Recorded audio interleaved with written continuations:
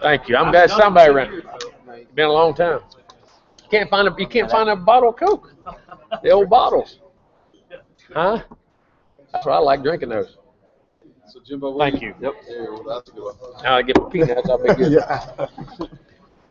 Jimbo, Get any peanuts? If I may, I'm the first one here to pick up on our conversation. All right. But just your thoughts on what challenges this team will face in its attempt to try and, become the repeat champion, the first to win under BCS. I think the first thing this team's got to address about being the repeat champion is that, don't worry about being the champion from before. Learn what you have your confidence, keep that, but remember you have to go win another championship. And don't dwell on trying to defend anything, because that's why we don't say defending national champions. Don't try to be last year's team. Somebody asked me that, how do you think this team could play with last year's team or beat the last year's team? I said, I don't know and don't care because they ain't on the schedule. Last year's team's not on our schedule. I'm not worried about that. What I'm worried about is can this team become as good as it can be and have the same selfless attitude, and I think that's what it has to do. As I say, you remember the past. You don't want to lose that. But you're not competing against the past. You're competing against the future and the opponent that's on the field at that present time. And stay in the moment, practice in the moment, and live in the moment. Jimbo, it seems like every year the media kind of just assumes one team's going to go undefeated. That's kind of been Florida State this year. Is that uncomfortable being in that position? Or? Much rather be there than think we can't win. I mean, it really does. I mean, whether you go undefeated or you don't depends on how you play. You control what happens to you. And you have to embrace the expectations, but what you have to do, you have to live in the moment and understand that means you have the capabilities of doing things, and we have done that. We have been to an elite level, and we've taken that program, we've created the culture. And that's why we're at Florida State. That's why I want to be at Florida State. I want that culture, but also that we've developed it now that our kids understand what being elite is. They know. Now they know how to act. They know what to do. Now they have to just go out and perform it. And to me, that's a great advantage, and I think that's, again, why you go to Florida State. How does this program avoid complacency then? Keep an attitude of domination. And again, complacency is set if you're basing off the past. Don't base anything off the past. Every day is 0-0. You have to stay hungry. You have to go attain everything you're given. And you have to live in the moment and play for the present. Jimbo, what do you think and you alluded to it earlier, but some of the challenges that not just your team, but every team will face this year, transitioning from BCS format down to this new playoff system? I don't think you do. I don't think it changes anything. It just adds one game. I mean, they're still picking on the same criteria. They really are. Are you the best team, and who gets there? And winning games is what's going to get you there. So I don't think there's any other format. The only thing we all have to figure out is how we set up our bowl practices for the first playoff series. If you're in the playoff, how you manage that with it going in 10 days later. It's not just a one-game deal; it's a two-game deal. I mean, to me, everything else is exactly the same. Nothing's changed. Does it change the way you schedule in the future? Well, they say in strength of schedule is going to be pivotal in what goes on, but it'd be interesting if a one-loss team goes over a zero-loss team. If the strength of schedule is that much greater, that would depend on how much they weight your schedule. You know what I mean? The weight that's put on that. So we'll see in the future. I think if you win, you'll be in. But I think it does matter and it helps if you do have great strength of schedule. What does it do then to teams such as yours trying to balance and measure playing those teams like the Power 5 conferences with the smaller schools that but we do that anyway because our permanent rival is Florida. So we're always scheduling. People forget about Florida's a non-conference game. That's the Power 5 that we go outside. And then what other games we add to that? Now, this year we had Oklahoma State and Notre Dame, which is as great as non-conference schedules there is anywhere in the country, along with our conference. I mean, it's probably one of the strongest schedules in the country. So from that standpoint, but how much beyond Florida do you schedule? Another significant opponent and then two other opponents, which with our conference to me is plenty enough.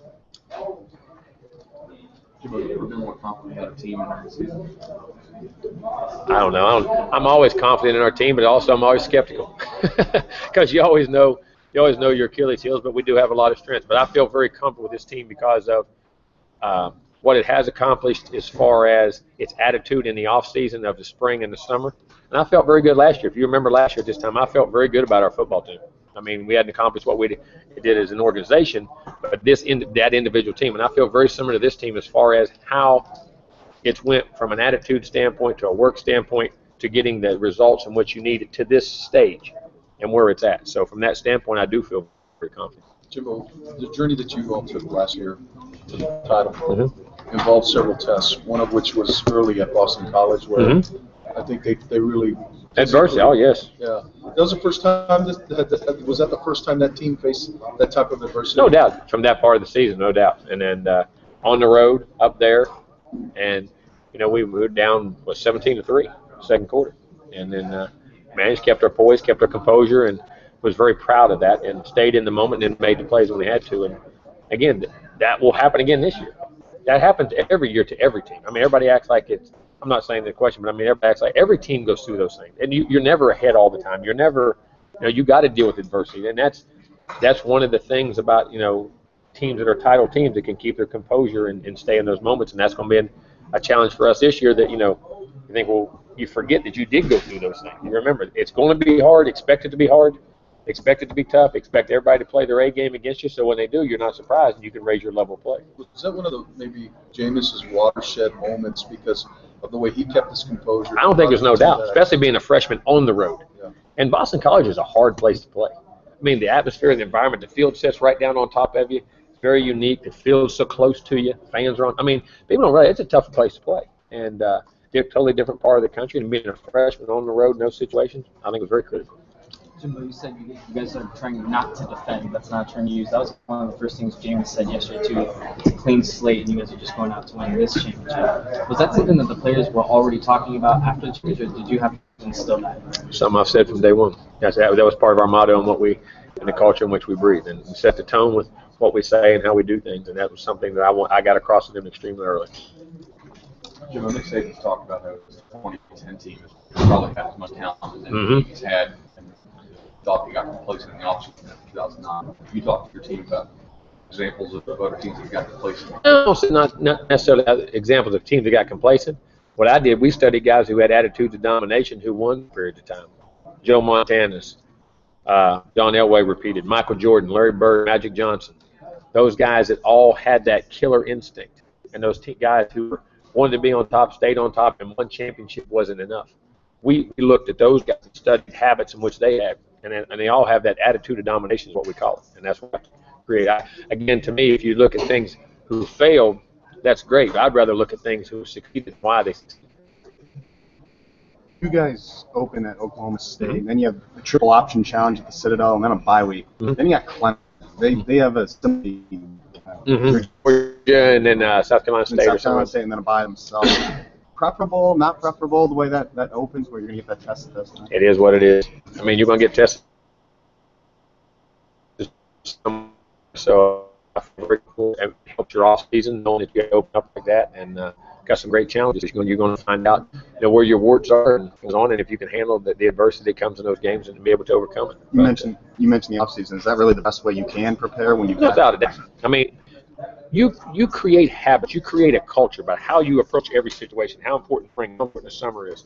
But you develop an attitude, a mentality, a work ethic, and you create your habits and your personality as a team is developed in. So when fall comes, that personality is because when pressure comes, your habits come straight to the surface. So what habits you've developed in the off season are going to be on the forefront when that season comes out. I know you can't be there for summer conditioning and things like that a lot of times, but in terms of what kind of feedback are you getting about people? Tremendous. We can actually be out there now. I mean, you used to be out there. We can do that now with the new rule changes and the meetings and everything. And we've been out there at times when we could not. I've left it the same, but we've watched occasionally. But extremely good feedback. Our guys are on time. They're not being late, not missing workouts. Speeds are up, sizes are up, strength's up. So I mean, from that standpoint, it's the feedback and where we're at right now. I'm very comfortable with. And the leaders, I mean, I think Jalen's really stepping up. I think P.J. Williams. I think Tyler Hunter has. I think up front, I think we have some quiet leaders up front. They're not always raw guys, but within their own organization, how they're working. Eddie Goldman and Mario, those guys are all doing a tremendous job. On offense, of course, with Jameis, and you get Cam Irving. Josue is a very good leader. Trey can be like that. Rashad's a tremendous leader. Carlos does a good job. Nick O'Leary is really coming out of his shell as leader in that regard. So from that standpoint, we've had some good ones. Roberto's a good leader too. A lot of those players that you named started as freshmen, so looking forward to this year, it's evident with you that freshmen, they're good enough to start. No doubt. Who's in your mindset right now? I don't. I rub that crystal ball It comes up fuzzy. It's got that snow in it when you shake it. I quit trying to do that, but I think there's some guys who have some opportunities and that have had good summers, so I'm very anxious to see some of those guys. But I don't ever try to pick one of those freshmen to do that. As a leader, have you been kind of mulling over I'm sorry? I said, as kind of the leader of the team, have you kind of been mulling over what's kind of the message that you want to be delivering to players this year to kind of, get We've already done that. Oh, yeah, we've already done that. We're not defending anything. We're trying to go and get another one. We want to keep an attitude of domination. We want to, create the great habits and the culture from which we've already created there and enhance that, let it continue to grow, and let our leadership grow in what we're trying to do. Easier said than done, though, I would think. Huh? Easier said than Everything done. is. Everything. But it can be done. It was done last year, so why can't it be done again this year? Jimbo, with Nick O'Leary, was that his leadership that come out of his shell? Is that a function of time and experience, or is there something? I think it is, and feeling comfortable in what he's doing. Nick's not naturally a vocal guy. He is a leader by example, how hardworking he is, how athletic he is, but it's never been a vocal thing. But he's learned to be more vocal, but he does a lot of things by example.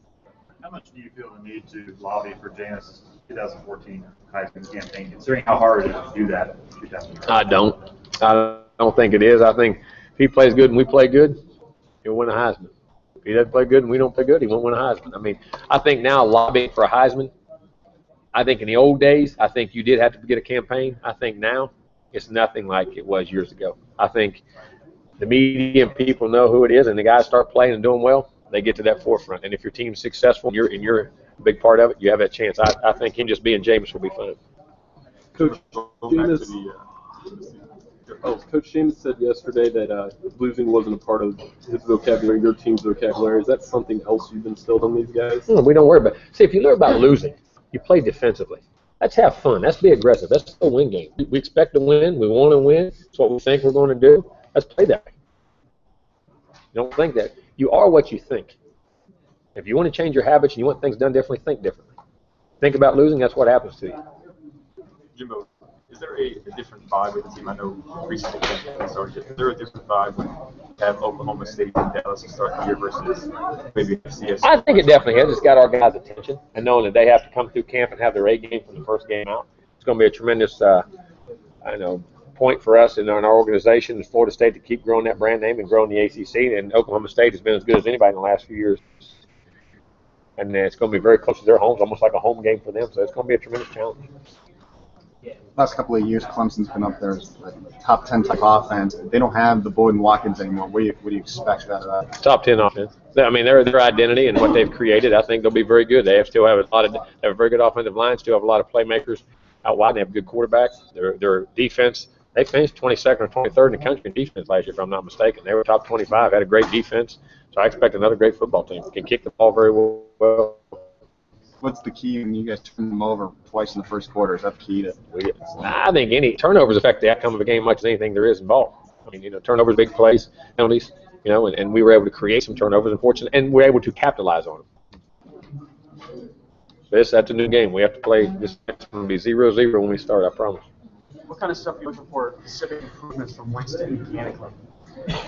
We'll continue to grow with his footwork, his eye movement, his eye discipline, knowledge of his offense against certain looks and certain defenses where he can get through his progressions and process the information. And I think he pushes himself that way. He takes a lot of pride in being fundamentally sound, and we'll spend a lot of time on fundamentals. We will with all of our players, but that's that. And it may be changes he makes that some of y'all may not even recognize at the time. But I've seen certain things this summer from just his movement and things when the workouts out there that it really encouraged me. Jimbo spent the spring playing baseball mostly. What kind of shape did he come back in? Was there any adjustment time? First day he went back in workouts after baseball. Of course, he went through all spring football. He didn't miss anything. First day of spring workouts, he was number one in the running drills. He was out there leading every drill right in front of the line, and also on his speeds and times, he's remarkable like that. He's the only guy I've ever had last year. You did it 2 years ago. They come out there playing baseball, come under our fourth quarter drills, and they're extremely tough.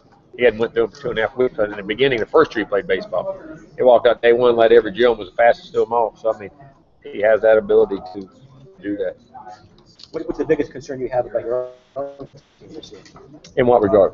When you look at your team, what kind of makes you wonder, okay, I wonder how this is the one area I'm concerned about or unsure about or not knowing? I'm not unsure about any. I think there's always growth that has to be at every position, whether it's depth or a part-time starter becoming a full-time starter, accepting that role, or a guy moving up the ladder, or a starter that thinks how he prepares to improve himself to the next level. I think, to me, there's concerns all the way across the board. I have concerns all the way across the board for our guys, but I'm not worried. I'm always concerned, but I'm not worried. I think that we have the abilities, and I think there's some young guys that have to step up in those roles. But that stay selfless, and then remember how we got to where we got to. Jimbo, with some of the offensive starters returning, you consider going more up time. Yeah, but how's that? It ain't. That's the thing we go. Is it about offense or is it about your team? See, whatever you do on offense, understand it's like a teeter-totter. Whenever one side goes up, the other side can go down, and vice versa. I mean, to me, we get caught up in that, and that's what I hate to talk about. Whether you're number one offense, number one D, I don't ever look at things that way. How does it affect the whole team? How does it affect winning the game? Sometimes not being as good on offense, being more deliberate, really helps you win the game more. Sometimes it doesn't. I mean, we'll just evaluate what we have to do on each team and to be successful to win each game. Are there certain statistical categories that you do put extra emphasis on? Oh yeah, I mean, I think you always worry about third down, red zone, turnovers, big plays. Big plays affect the game. In and out penalties. Those types of things are all extremely critical. Rush. You got to be able to run the football, stop the run. Critical points like that, but the things that really affect the game outcome that way, not just as much schematically offense and defense. You like how your front seven on defense is unfolding so far? I really do. I really love. I mean, I think we got a chance to be very talented. Mario Edwards and Cashier and Eddie Goldman and Niall Lawrence and Desmond Holland and Derek. Then you have DeMarcus Walker and Desmond Holland, and I mean, there's quite a few guys. Terrence. Then you got Terrence Smith, Reggie North, Matthew Thomas, E.J. Levenberry, Marcus Allegwe. I mean, all those guys are very dynamic players in my mind and have a chance. Length, and we have speed. You talked about third downs. You guys were so good on third downs this year. Is that something you can expect to replicate? I mean, just like that sort of success? I hope. We spent a lot of time on it. Red zone and all those things. We were good in all those areas, and we work extensively on it. It's critical. You get you 3 more downs. So usually, we spend a lot of time on it, and getting manageable third down positions is always critical, and then getting the ball to the players you have to get it to.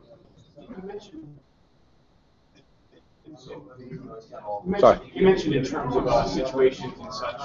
When it comes to things like fourth downs and the way that you make decisions on whether to go for it, what you do in red zone, and all that, you see some coaches that are always looking at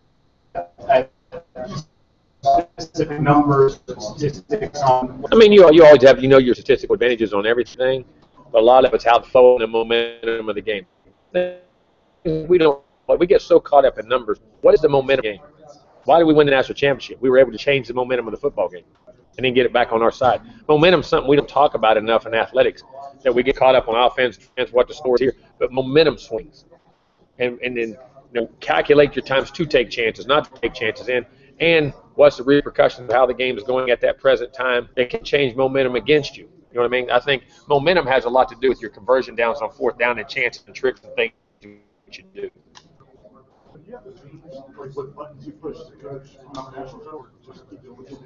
Well, I think you got to. We spent a lot of time trying to identify the things we did extremely well. People said, "What are you going to improve on?" And we have our areas in which we did. And they said, "You're going to spend a lot more time on them." Well, if I spend more time on those, guess what? I'm not spending time on things I did well, so they could go away and hurt me. So what we spend more time on is the same amount of time remembering what we did well, didn't do well. We spend time on them, but we may emphasize them just a little bit more than that. Trying not to spend a lot more time on them, because if you do, you're taking away from things you did well while you got there at the same time. But then I think the buttons you put in your life expectancy, its personality is different, its drive can be different, its bravado can be different, but it doesn't mean it can be better or worse. It can be better. You know what I mean? If it's different, doesn't mean it's worse. And I think identifying one of the key things for a coach to me every year, identifying the pulse of your team, being able to motivate it and push those buttons at the right time, and who not only within the organization are on that team. And I think that's very critical to identifying the personality of your team as a head coach very quickly. I think we do, but I think it will also evolve on 2 days. and it's ever evolving. I mean, it's a constant change all the time. Have you talked to any coaches about how do you handle the year after winning a championship? Times I have. Can't find many books on all of them talk about how to get there. Not many of them talk about how to stay there. You know what I mean? And how we do it. But, we've had our discussions with people and studied people, again, like I said, who had, the Joe Montanas, the Michael Jordan, listen how they talk, the Larry Birds of the world, guys that have had that attitude of domination and how they think, their thought process in a lot of things in which they do. Identifying the pulse is something you feel like you've gotten better at over the last 4 I think hopefully you do. But, I say as soon as you think you got it, and there's no formula for it. That's what I say. There's still, when you call a game, you do a game, I asked just about your kids. Oh, y'all got kids, right? You think you got their pulse, right? Then all of a sudden, as soon as you get the pulse, they act and do something like, where in the world did that come from? Well, teams the same way sometimes. I mean, I think it ever evolves, and I don't think you ever have the answer.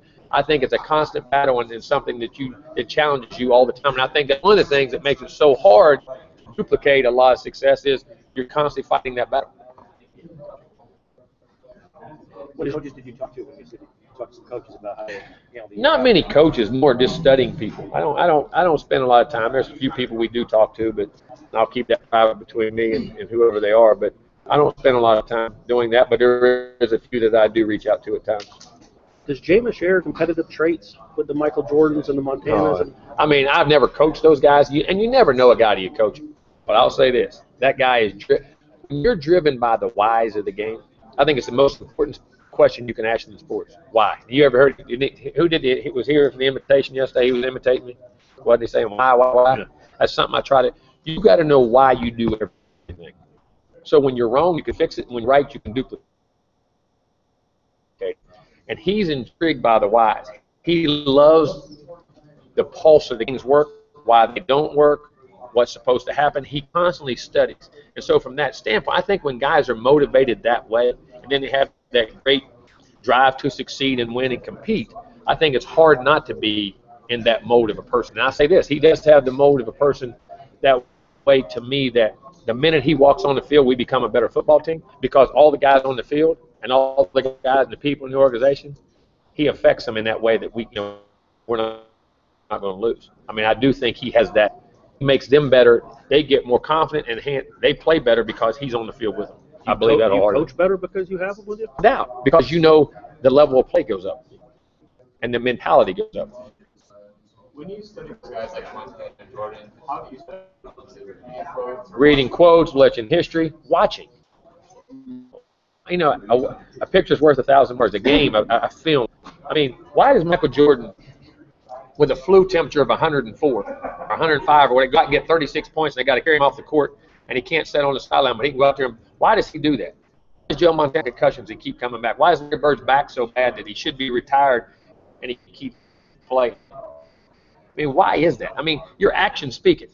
Your actions, your drive, your commitment to excellence. I mean, why is Michael Jordan? You never saw him set out an NBA game. You never saw him not play to the max.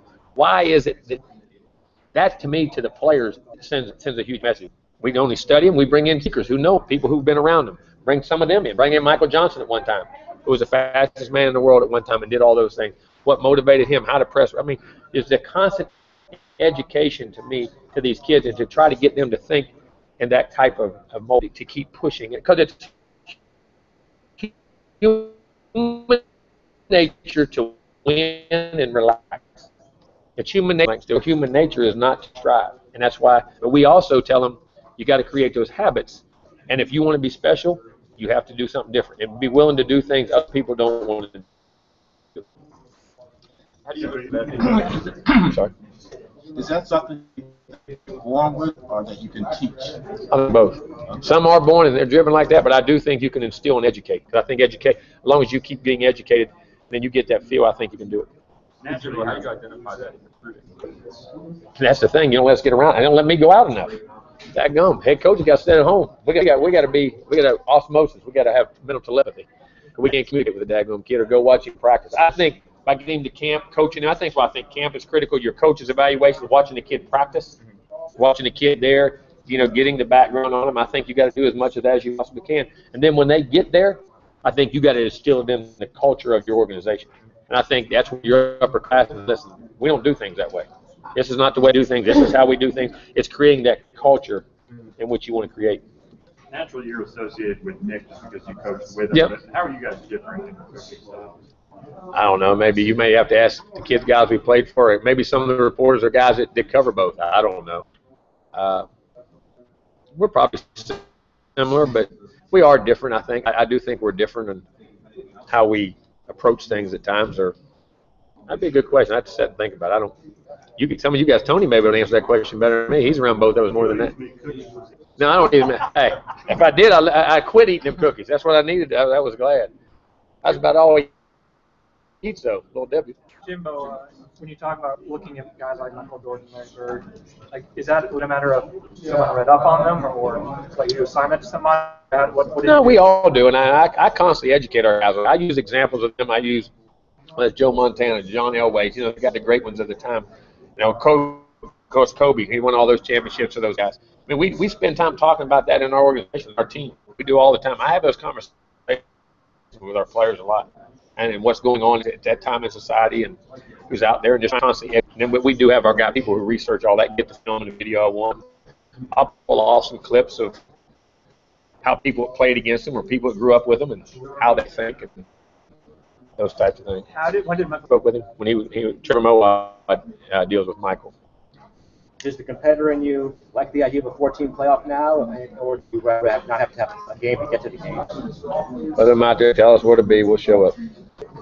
That's the way I look at it. That's the way it's going to be. I don't mind it. I mean, it is what it is, and it's going to be there. So that's the hand that's dealt. Let's go play it. But I do hope this. I keep saying this, that we don't keep taking away from the bowl experience of college football. I think it's one of the unique things about this sport, that you don't have to end on a loss. And it's the way programs are built for the future that can, that's the way, your Louisvilles and TCUs and Utahs and all those programs were able to get in those kind of games and evolve their programs into elite programs that can match and play up there. And I think it's one of the unique experiences for a college athlete to be able to deal with and do. I think the bowl situation is phenomenal, and I hope we don't. You know what bothers me? And I say all the time, when I was a kid, back in the day, you had bowl affiliation. 1 and 2 never together, ever. I mean, very rarely did 1 and 2 ever get together. And it mattered. You won the Orange Bowl or the Sugar Bowl or the Cotton Bowl or the Rose Bowl. You had a great year. Now we act like you go 12, like a year ago, we went 12-2 and won the Orange Bowl and won the first. If we'd have never done that, we'd have never done what we did. That first championship. And you have to evolve that way. I mean, you have to push and grind. And, people say, we want to be the best in the country. How about being the best in your own city? How about being the best in your own conference? Those at times you lose a game or you play those. That's what gets you to the point. And you have to have those situations and get in those atmospheres and environments. And I think that's one of the things that whole culture and situation really enhances about college football and lets teams grow to that championship level. If not, you're only going to have a few teams that can never get in that championship level because they're the only ones ever going to be in it. I'm not. Now, do I think inevitably it will? Yeah, I do. But really, are you not in 8 now? Because you got a championship, you got a conference championship. You're in more than that right now. You got a playoff game there. And by the way, I think every conference should have to have. We got a champion. Everybody plays the same number of games and does the same thing. I think it's ridiculous. So let me ask you about the conference championship. In the ACC, you guys have a kind of neutral site in Charlotte, opposed to Charlotte. Some conferences just do it where the higher seed gets it. If it was your choice, how would you do it? I'd find it and put it in a dome somewhere and put it where the weather and things cannot affect the outcome of the game.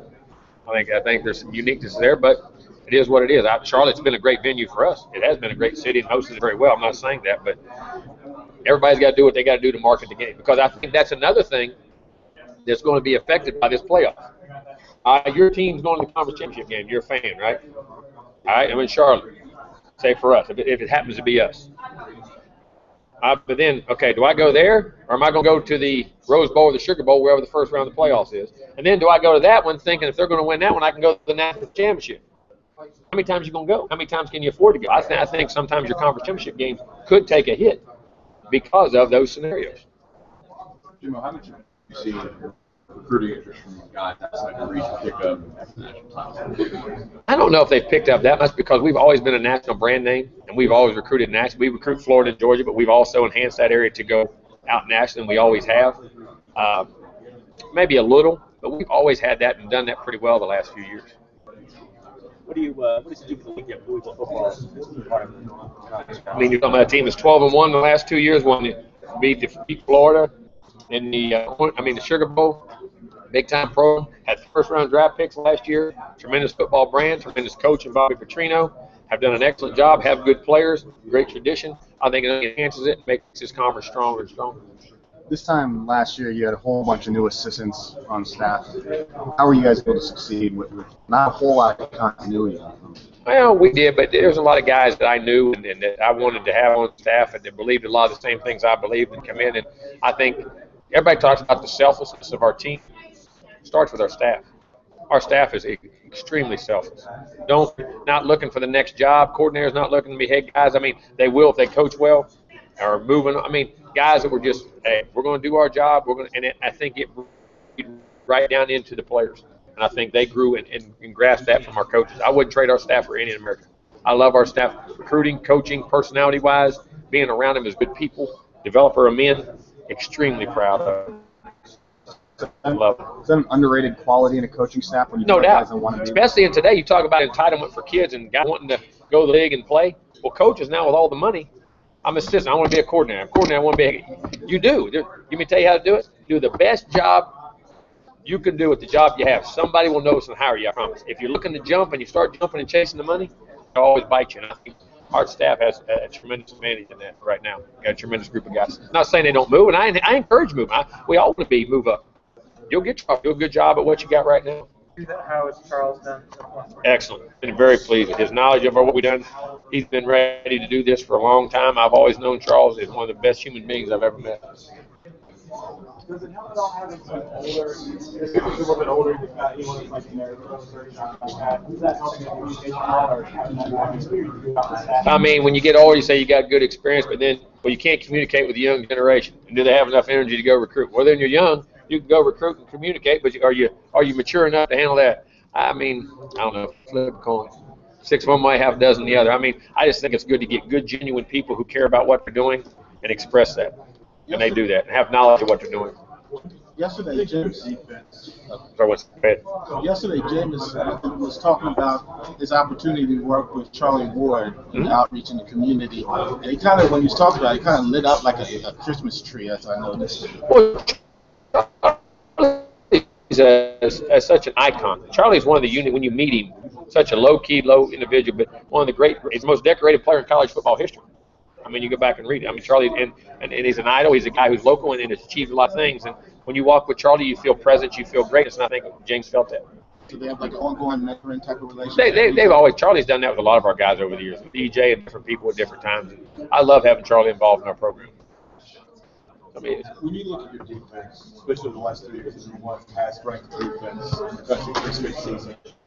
Probably the best secondary in the country for 6 seasons. But yet, it's always the offense that Jamie Smith seems to talk about. Do you think the defense is overlooked by not just us? Well, the first 2 years, I don't think it did. I think, actually, the first 2 years, I think EJ's achievements and what he did. We talked about Clemson was a dynamic offense last year, averaged 40 points. EJ's senior year, we averaged 39.8. He threw for the second highest total yards in Florida State history. It was a first-round draft pick, and no one talked about it. You know what I'm saying? It was the defense that got all the accolades. Last year, because we were so dynamic, scored the most points in NCAA history and averaged 51 instead of 40. We got it, but our defense is. You're never a great team. You're great defense. And those guys that put their hand in the dirt in those corners make a huge difference. And I know all the rest of them do too. But, our defense is very dynamic, and I think you have to be a complete football team to be a great football team. And our defense is very dynamic.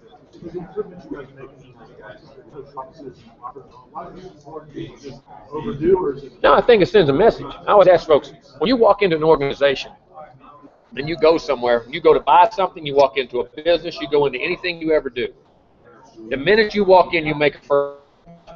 Is this place committed to? Is it a championship organization? You can tell by the dirt on the floors, the paper in the alleys, whatever, the way the walls look, the way the bathroom. You can tell by some things it sends a message. We demand from our players. We want them elite. It's about. I keep saying this the whole time. Our players weren't in those first 3 years. Our university was, and the culture from administration and all the things we had to do around those kids, academic support, their development, that's the culture that had to change for us to be a champion. Because if you want a kid and you demand so much from that kid, you don't put that into your own organization, how you expect the kid to be a champion if you're not? And what that sends a message was, we expect excellence. There is excellence here. If you're going to come from New York or Maryland or California or Texas, you can pass all those schools that come to Florida State. The minute you walk in, I want to understand what kind of organization we have. We're committed to excellence. We're committed to developing you as a human being, as you as a student, and you as a player. And that first impression and the message it sends is critical if you want to be a championship organization. Championship organization isn't all about players. It's about the culture of the place and what it sends and the message it sends by how it's conducted and how it's run. I'm sorry, go ahead. The current players.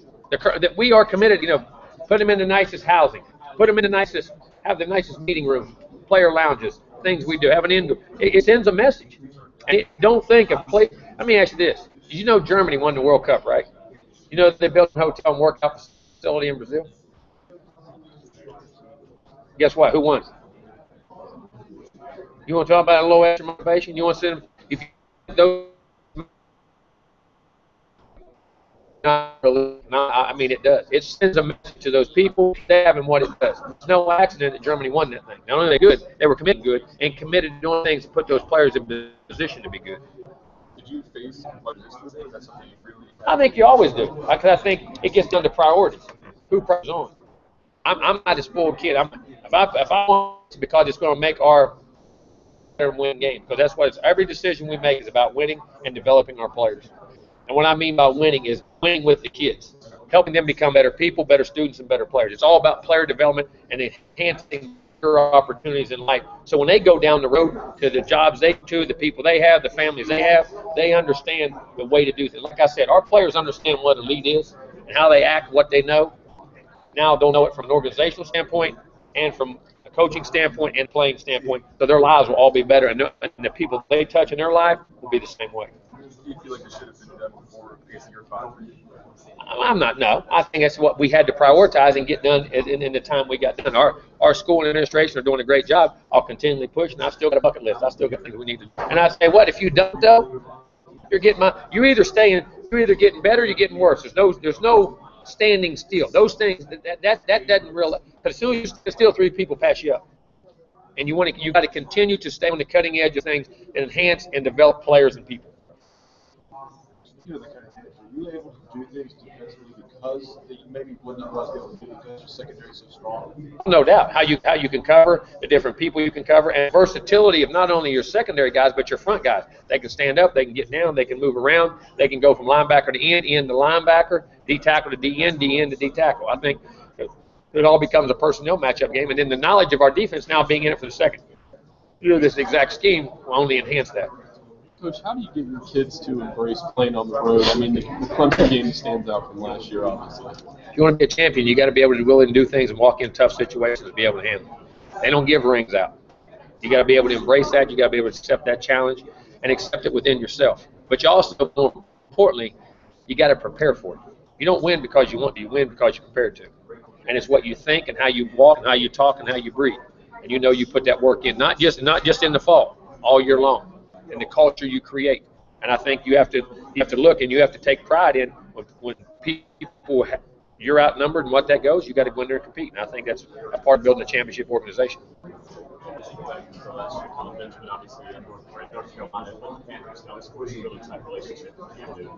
that surprise you at all knowing that back up? Let me tell you something. That guy has come so far so fast. And sky's the limit. I'm not putting pressure. That guy is a 6'5" guy, 235 pounds, that can run routes like he's 5'10", 180, but he can play 6'5", 235. There'll be some growing pains, but I'm going to tell you something. The upside on that guy and his ability to learn and adapt and compete is tremendous, and one of the favorite players I've ever been able to coach. And now you talk about has really evolved as a human being, and I mean he was bad. He didn't know, and accepting coaching, accepting being challenged, accepting being pushed. I can't be happier at the success he has. He deserves it. And I'll be shocked if Carolina didn't get to steal the draft. No doubt. He didn't know he didn't know. Not that he didn't want to, he just didn't know what it took. And it was it's our job as a coach to educate, your job as a player to learn. And it's a process that you have to go through. And it got to a point, they're all hard headed. I'm more hard headed than all of them. They know it. And there's going to be a way we do things. And our coaches do things. And our organization does things. And he said, okay, I give in. When he did, we became a different organization. Jimbo, I know. I'm sorry. All right, 1 second. You've taken care of Miami very easily. Nah, I won't say that.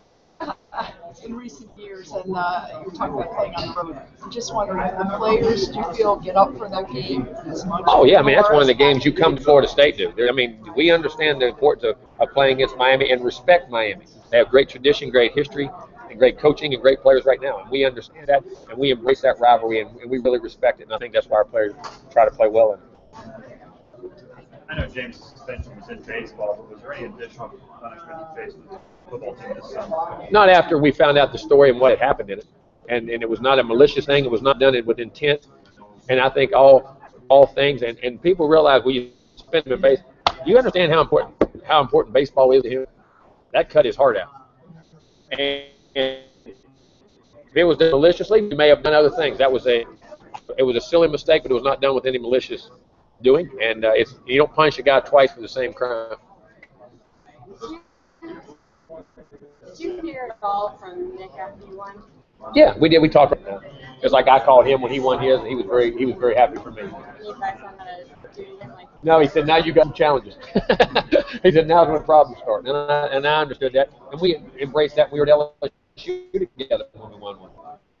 You had that coming back that next year.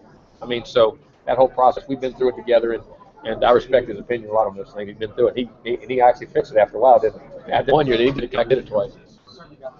Sense this offseason how important that was to the perception of the league? Oh, I think it's tremendous. I think it's tremendous for the league. Put my peanuts in there. Hold on. I need it. Hey, where's my bag? It's easier to pour the bag up in there. How about that? People didn't know about putting peanuts in the Coke. You believe that? I didn't think they would float. Huh? This generation now. Y'all getting off. You remember doing that, don't you, Gary? See, Corey did. Got peanuts in the Coke, man. That was a delicacy. It was good. But I think it made a reality. They couldn't say, go win the big game, go win this. We had the greatest year any conference in college football has ever had. Win the national championship, win another BCS team, have 11 winning teams, 11 bowl teams, have more award winners than any conference in the history of what it did. And I think, and then pro players drafted. We had 42. SEC had 49. Won the top 20, 150. We had 32. The SEC had 26. We had the top most 150 draft picks. So I mean, it enhances. And you always say this. I tell our players, your actions speak so loud I can't hear what you're saying. We won significant games. We won significant moments. Won big games out of conference and bowl games.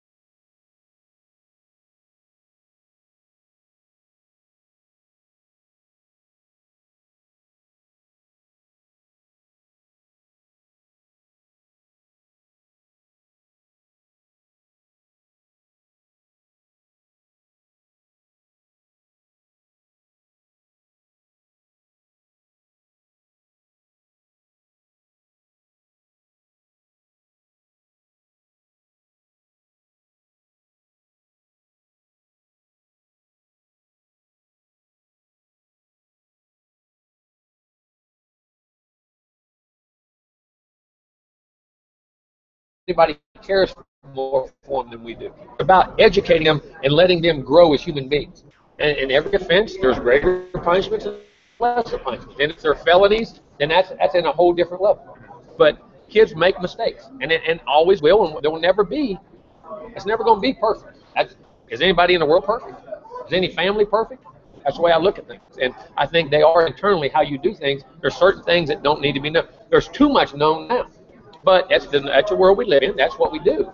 But there's got to be some privacy for these kids to grow and develop as human beings.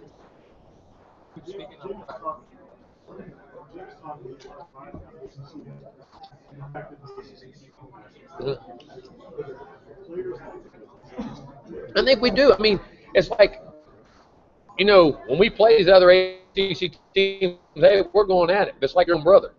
You fight with them, but hey, you respect them. You know what I mean? And that we know we're all in this thing together and branding what we do and the kind of ball we play, because it brings respect to what you do individually and as an organization, that what we're doing in the ACC is very difficult and is very good. Are you confident that this playoff committee will view the league the same way? They better, if they're knowledgeable of the game of football. If they're not knowledgeable, they won't. I mean, everybody talks about the Pac-12 and the Big 12 and they're all great conferences. Tell me why they're better than the ACC. Haven't got more players drafted, haven't won more bowl games, haven't won national titles, haven't won all the awards. So tell me why. Now, are they good football? Do I respect it? Wholeheartedly. I'll put us up with any of them. And I'll put Florida State up with any of them.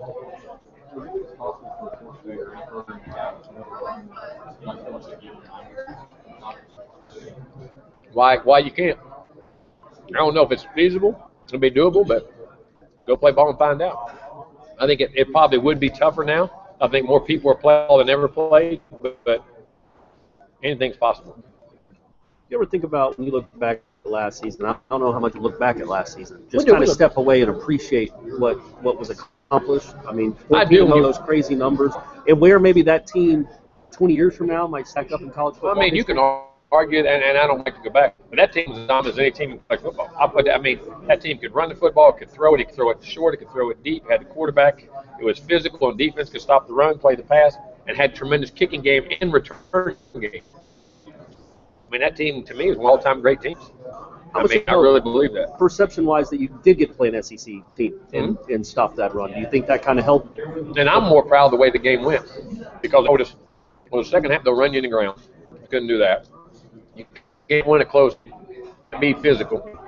You don't play physical. Well, we lined up and did that. Now, do they play? Yes, I have tremendous respect for that. But we can do that with anybody. Whatever you put on that team last year, they accepted the challenge and met it. Jimbo, recently Clinton was charged with being tainted religion by an agnostic group. I was curious what your take is on religion in college football and how you've seen it affect programs in the different places that you've been. I'm not scared to say who my God is. Now, I think that there's a fine line in those things, and I respect everybody's opinion. But because they have their opinion, why can't we have our opinion? I mean, that's what this country was founded on. God and country, and I have no problem with that. And Dabo, I don't know what all went on. I have no knowledge of that situation. But all these groups say you can't. Well, if they can't, why can't we? I mean, it works both ways. And now, if everybody has their own opinion about things, and when we pray as an organization, I say if there's someone who has a problem, you can please remove yourself. I respect that, and I do that. But that's what we're going to do. You mentioned fine line. Have you ever seen it be coercive as they claim it to be, and where the issues were? No, I don't know what happened there. I don't know the arguments there. No, I haven't. It's your choice. That's one of your choices. My personal choice is to do it. Miami was picked to be a champion by the if it was Miami FSU meeting in Charlotte there, what kind of atmosphere do you think? It'd be very good. I think it'd be a great atmosphere. It'll be a great one down there. We can go to Pro Player Stadium there this year. I mean, that's one of the great rivalries in college football. You get to do it twice. That'll be fun.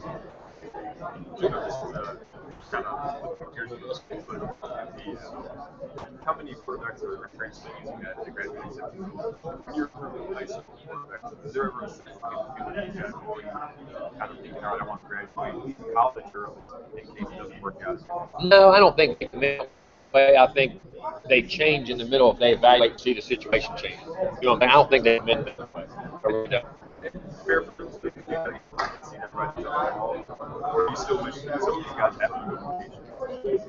I think it's better to have patience. I really do. I mean, we're quick to jump, but I think in the circumstances of our young men, I understand why, and I'm back 100%. I think every circumstance is different. Given what kind of happened with the SEC the last 7 years and the season the league has that you all had last year, feels kind of necessary for you and some of the other coaches to bang the drum for the ACC? Well, I think what it is, I think in the ACC need to keep banging. I mean, I think we all need to bang it, but I think we need to bring it. It's all marketing, and it's all, you hear something up, you believe it. And I think we got to get that message out there. What would you really differently about last season? No, I really don't. I mean, and it's not because we won, but I'm very comfortable in the things we think at the present time.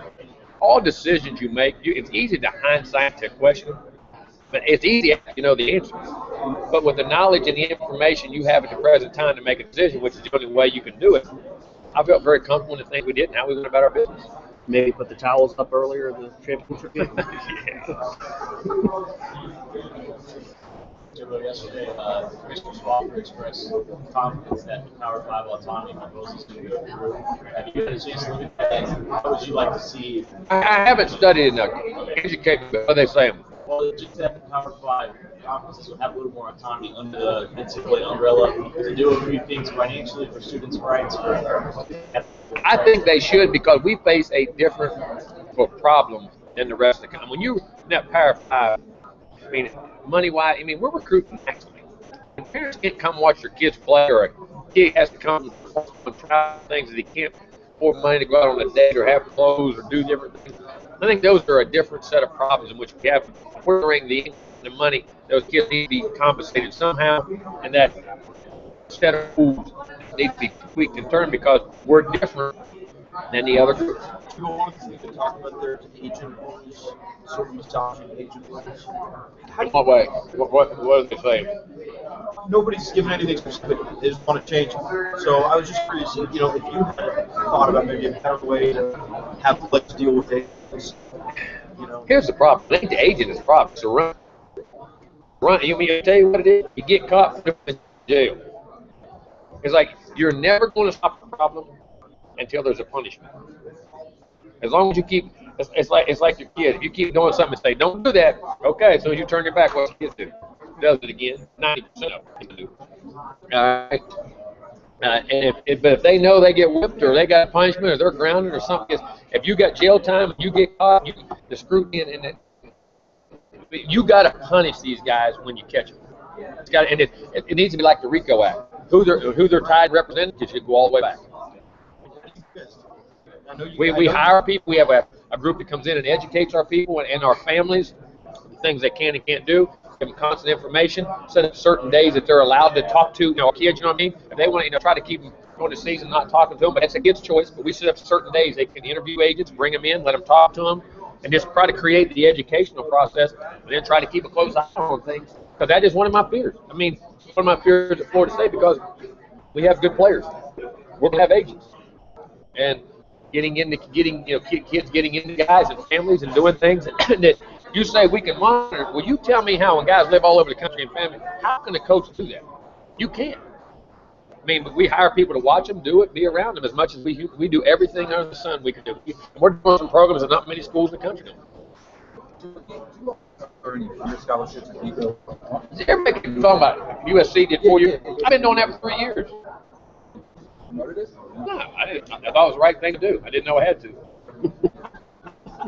How many did you find? Every one of them. Every one I've done for the last 3 years has been a 4-year scholarship.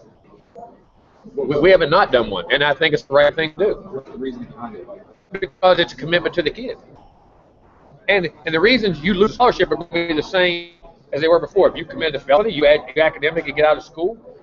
I have never taken a scholarship because the guy's not good, and I won't. Or he's not playing, or he says that has never happened. And we've been doing that for the last 3 years, giving 4-year scholarships. And I'm proud of that. It needs to be out there. I mean, we have done that. It's right. It's a commitment to the kid and what goes on. question earlier talking on Kelvin. Nope, can't do that. Kelvin was a guy that played central, and I mean they're great in playing like football, but it's a tough place to get to. There's not many resources there. Is there any challenges in certain parts of Florida to go and recruit guys, no matter how good the football is? Oh yeah, I think there is everywhere, and it's a very rural, tough area. And but I'm gonna tell you what, you go back and look at the track records of Pahokee and Belgrade. They've been some of the best players you've ever seen. I mean, it's a tremendous pipeline, and guys know how to do things. But those areas are always tough. I mean, everybody thinks the beach areas are the ones that are easy to get to. You have a lot of rural country. Florida's a very rural state. People don't realize. When you were recruiting, It was important to visit Syracuse players. Listen, we're all competitors. That boy's somebody's baby. Every kid on that field is somebody's baby. Most important thing in the world. And if something happened to my son, and to let him know that people care and people are there for you and have support. I mean, no matter how you compete against somebody, they're still kids, and we're still in this game to develop and let those kids grow. But we also got to show them how much we care when they do the things that happen like that. And guys go through a tough time. Scared that you have support and care for what happens to them. What's your perception of Syracuse? I think it's exciting. They've done a great job. I think they're very physical. They're long. That'd be a tough place to play up there. They've got great tradition. He's going to do a great job. I think they got a good football team. Got a lot of experience coming back. when you recruited PJ, were you recruiting him as a? What did you see out of him? Did you think he'd be like this? He committed to us after his junior year, and loved played safety in high school, right? What he did, yeah, he did. He had that long ability. We saw him in camp. The way he changed direction, the way he competed. And, to a guy that's going to continue to work to be that hard, but I thought he had a chance. Big, physical, long, cover, could run, change direction, very good for a guy that thick, but also a very good physical tackler, but had great ball skills and jumping ability. I felt very good. And he said he was frustrated initially because, never really had to be a cornerback before, trying to cover the wide receivers you guys have. He got embarrassed and frustrated a lot. Exactly, and the quickness and the change of direction, but once he locked into it now, those guys are hard to find.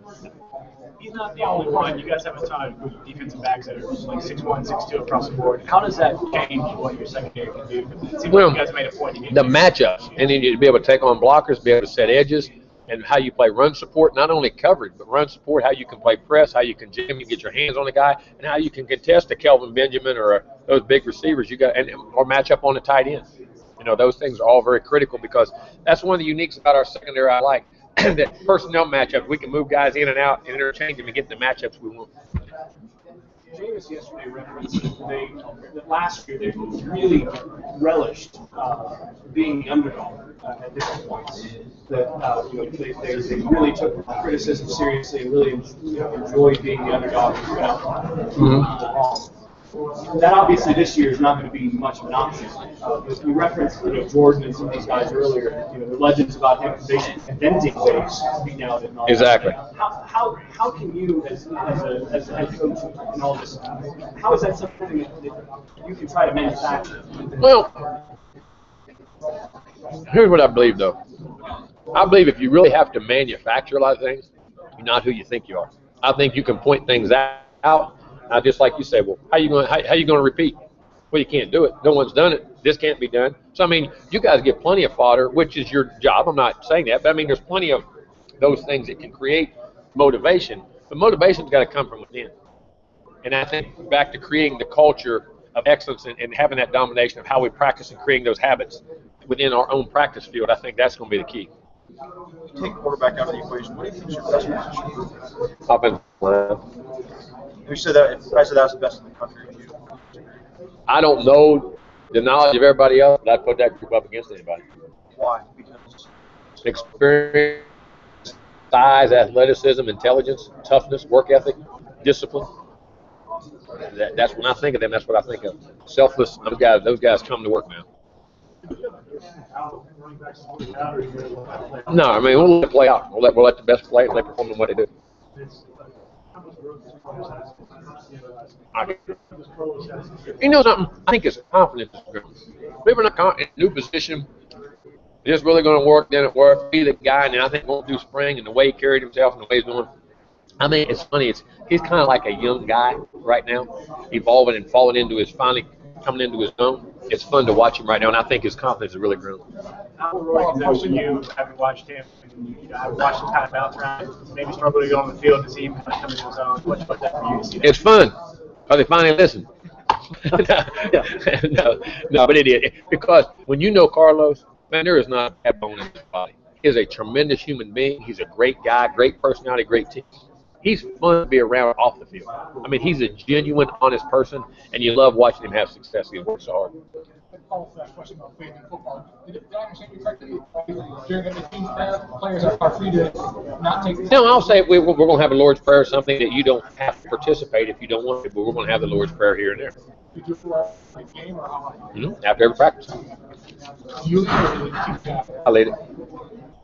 Jalen Ramsey, is it almost a challenge to figure out how best to use him because he can play just better? Well, I mean, it is because he can be a safety, be a corner, be a nickel. He can play a lot of different positions, a lot of matchups, be a great special teams guy.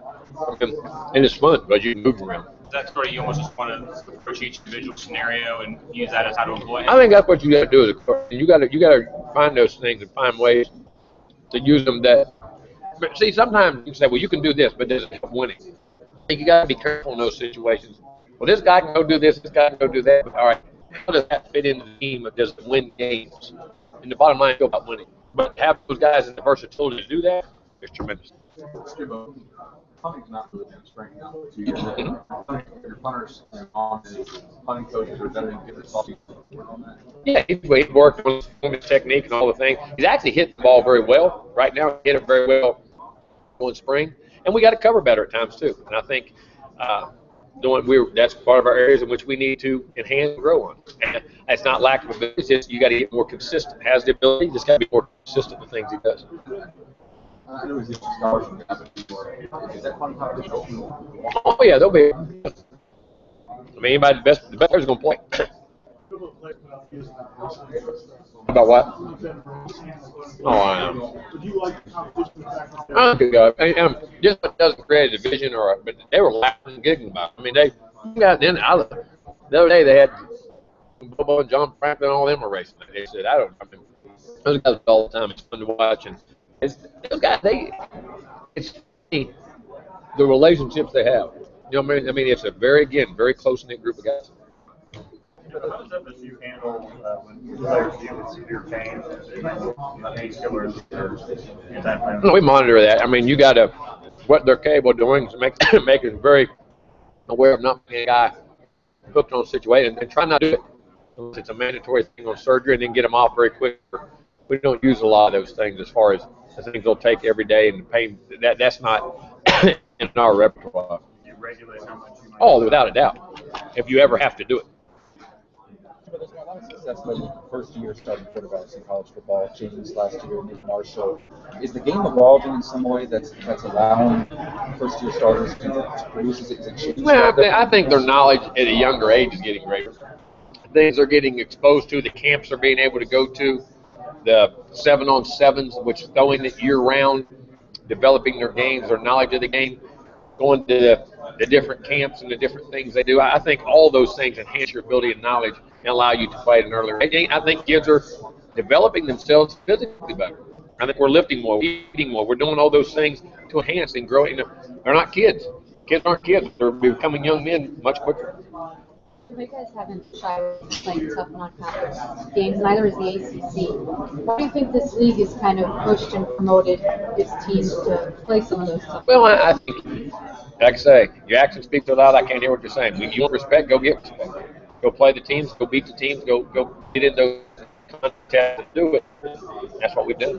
Why does the ACC seem to do it more than the other conferences? I don't know. And like I said, play as good a ball as any of them. You have to ask them why. I have no idea.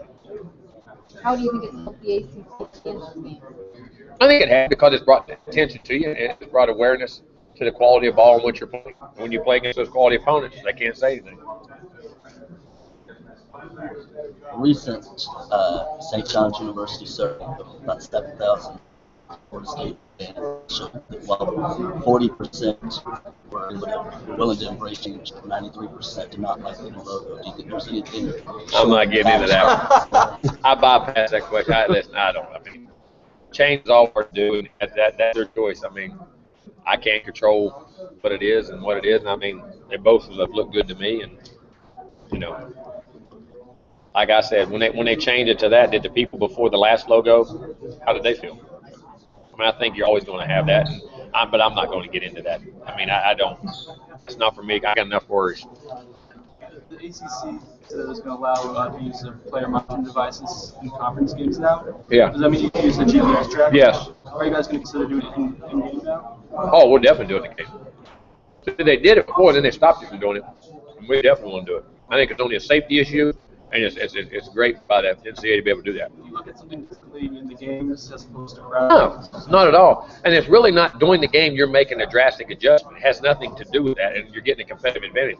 It's how you can temperament practices and the wear and tear on the body and what that game took out of a guy.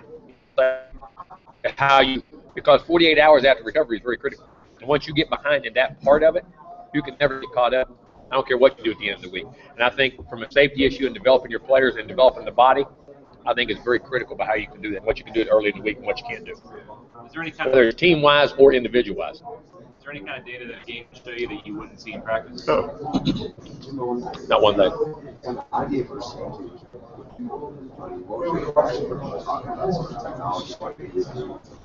Very intriguing, but also very challenging because you can put all the things in the world, but how do you implement them?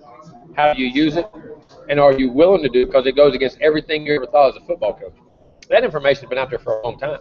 And there was a lot of nights early that I laid in bed thinking, am I really doing this right thing? And what we've really grown from it, especially in the last year and before, our knowledge of how we've used it has been tremendous.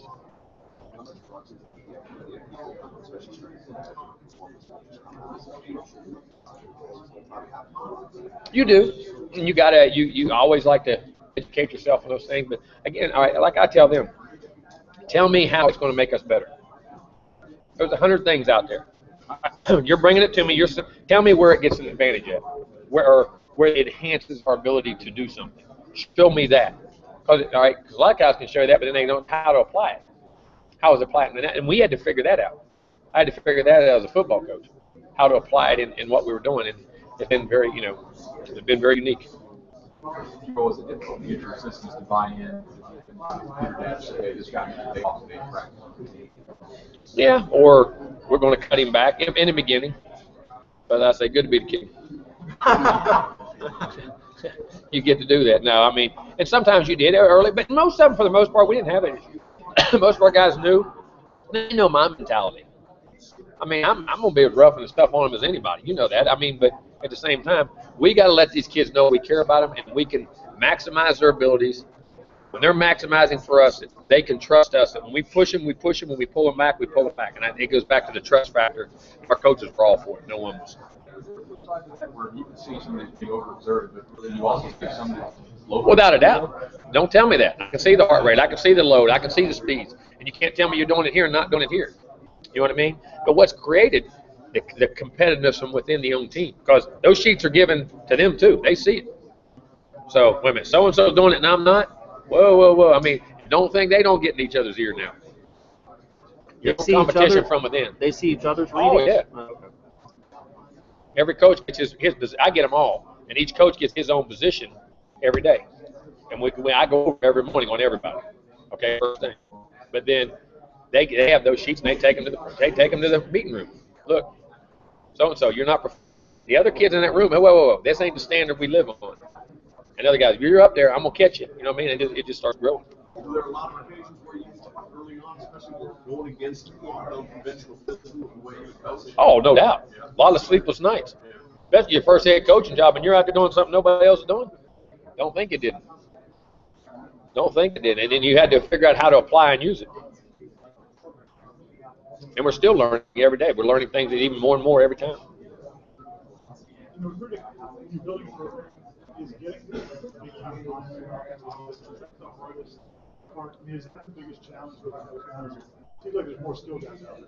There are right now, but there are, but you got to be careful. There's 1,000 of those. I say shake a tree and they fall off like acorns. Those type of guys is water bug, but those big physical athletic guys, there's very few of them. You know what I mean? And you got to fight, catch and claw for those. And also, realize the difference. The one that really can play, because just because a lot of guys get big guys who's athletic, yeah, but how is he really that athletic? Can he do the things you want to do? But always finding big guys is always the hardest thing because there's not as many. There's no doubt. And then the few that are out there, you're fighting everybody in the world. There's no doubt. There's no doubt. You got to win both lines of scrimmage. Backing off a little bit off of Myra's earlier question about the running back situation and all that, and how you make those decisions. The same thing can be done in terms of receivers and all that, how you rotate guys at those positions in particular. How has the catapult system that you guys are using and all of that, and your own philosophy of that, of how to rotate players, how to, whether it's better to be fresh or to have more rhythm, how does that? Well, here's the other thing. First and foremost, what is the guy capable of? Also, if a guy is, it's like last year, Kenny, KB, and Rashad could basically do everything. Now, early in their careers, they couldn't. It's where they evolved to. A lot of your rotations based on the guy's abilities and what he can't do even before being fresh or not fresh. So a lot of the heavy rotations the year before, guys can do everything you ask them to do. And that's what people don't, well, you had a great rotation. Yeah, but these guys, hey, very rare do you get three guys that can do everything. Can be interchangeable and do that. But put KB in the slot, put Kenny outside, run that route, run that. Now, that's hard to do. And that comes in time. Remember, they were all older guys. So sometimes if they're capable of doing all those things first, we will. If they're not, then you have to keep the rotations to do the features of things each guy can do.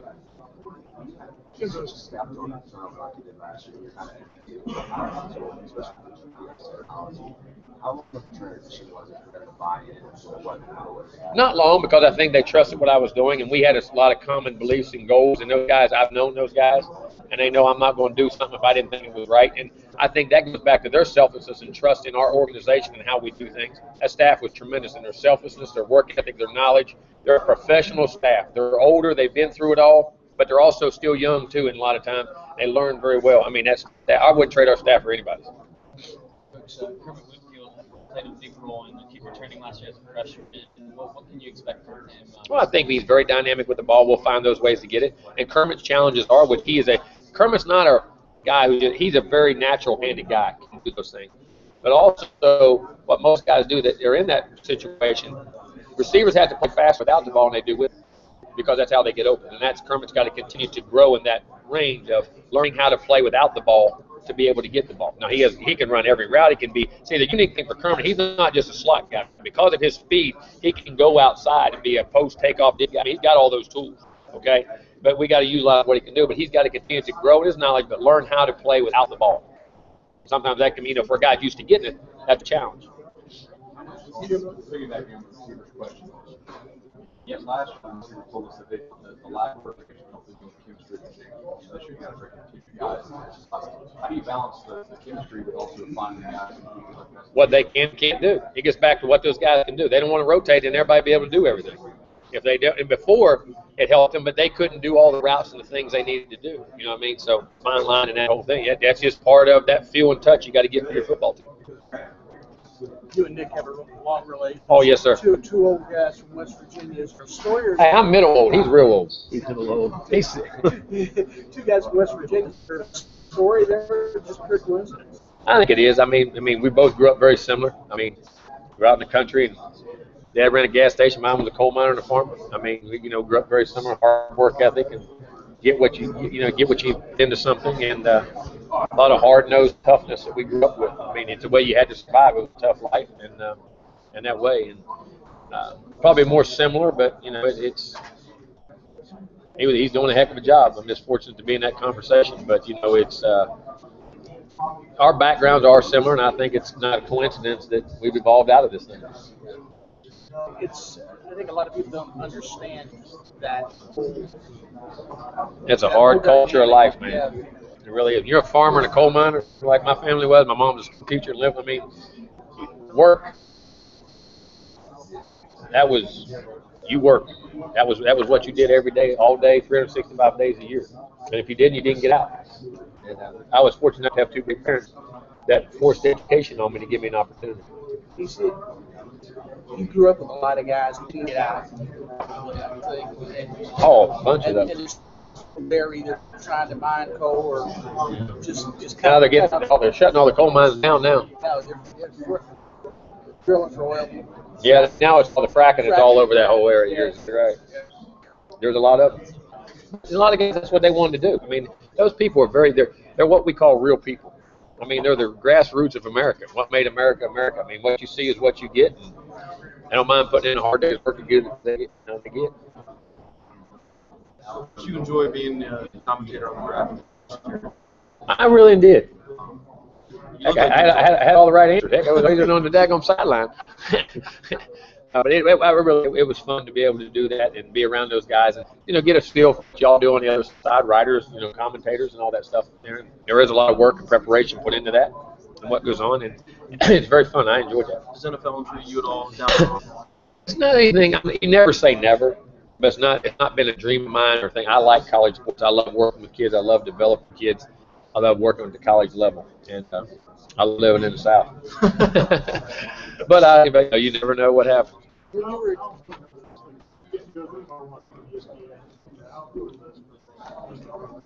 I think it's branding, getting the exposure, getting the marketing for our school and for our league, no doubt. I think those things that are vital and critical to your organization's growth. When you were a kid, in college, did you have a dream to do this at this level? I wanted to play ball as long as I could do it and then coach. And then try to go to the highest level I did. I wanted to push myself. And, when I got to Auburn, coaching at Sanford was an OC early, 1AA. Hey, that's right. When I got the Auburn job, man, we're playing SEC football, big time university. Hit yourself a little bit. Then you go to the shooting national championship, man. Then you're a head coach. You're walking that podium for your head coach speeches. Your dreams are coming true. It becomes very surreal. But I've always had that ambition. But I've never. If I wouldn't have been an assistant coach, I'd been just as happy. Two more questions, guys.